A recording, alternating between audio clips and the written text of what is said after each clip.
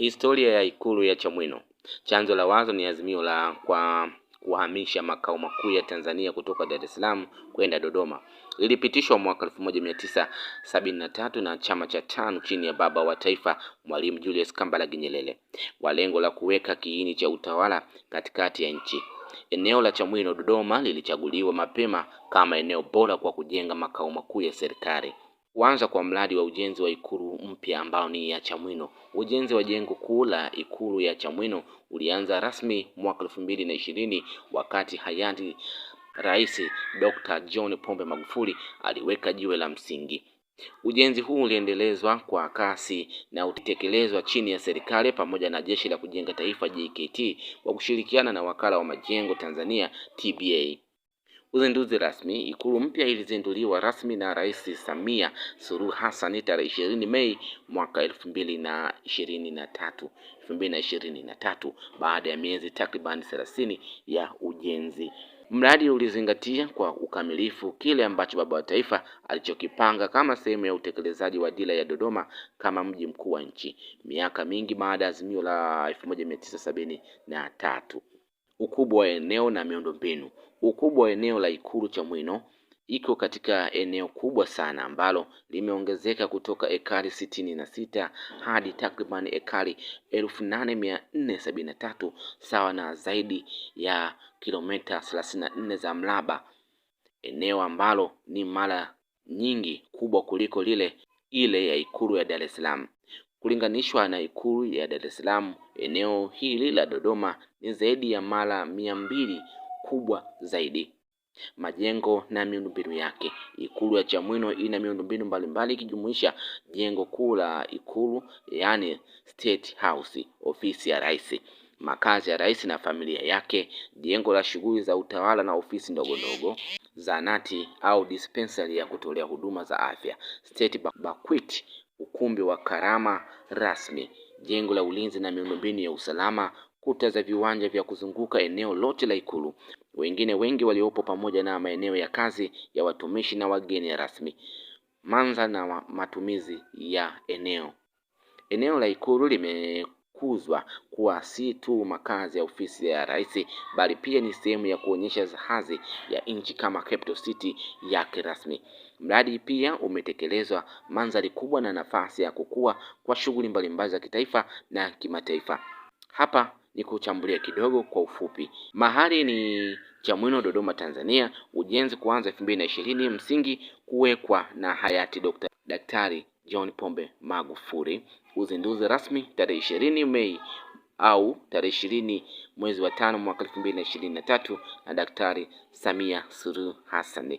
Eneo la ukubwa ya Ikulu ni ekari 8473 sawa na kilomita za mraba 34. Ujenzi wa watendaji ni Jeshi la Taifa, Jeshi la Kujenga Taifa JKT, Wakala wa Majengo Tanzania. Lengo makao makuu rasmi ya rais na utawala Tanzania. Mahusiano na historia ya jiji Dodoma. Ujenzi huu unakuza maono ya miaka mingi ya kuhamia Dodoma kama makao makuu ya nchi kuanzia mwaka 1973 chini ya chama cha TANU na kuendelea hadi leo. Kuanzishwa kwa Ikulu ya Chamwino ni hatua muhimu ya kutimiza mpango wa serikali ya Tanzania wa kuleta utawala na maamuzi yote ya kitaifa katikati ya nchi. Historia ya Ikulu ya Dar es Salaam. Ikulu ya Dar es Salaam ni moja ya majengo ya kihistoria na ya kimkakati zaidi nchini Tanzania. Ipo kivukoni kando ya bahari ya Hindi na imekuwa kitovu cha mamlaka ya juu ya dola tangu enzi za ukoloni hadi leo. Enzi za utawala wa Kijerumani mwisho wa karne ya 19, Ikulu ilijengwa kwa mara ya kwanza kati ya mwaka 1891 hadi 1895 wakati wa utawala wa Ujerumani katika Afrika Mashariki ya Kijerumani. Awali haikuwa ikulu kama inavyojulikana leo, bali ilikuwa makazi ya ofisi ya gavana wa Kijerumani.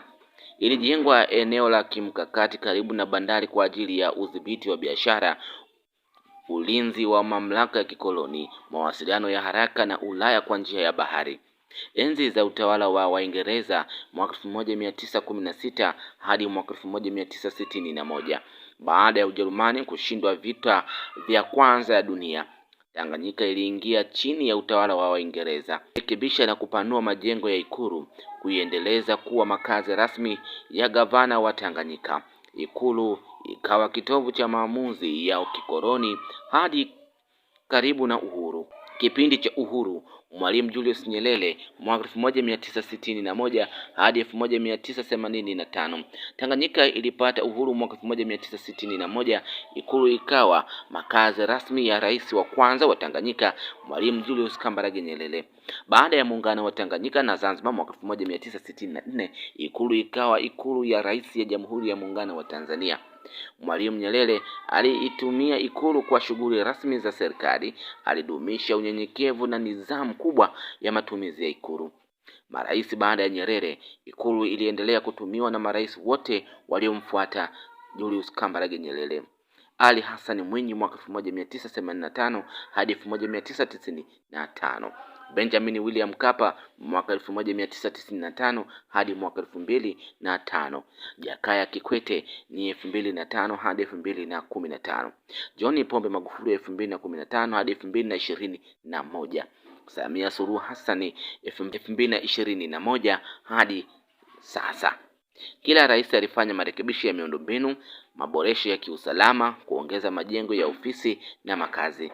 Eneo la Ikulu na mazingira yake. Ikulu ipo kwenye eneo kubwa la ardhi takribani hekta 30.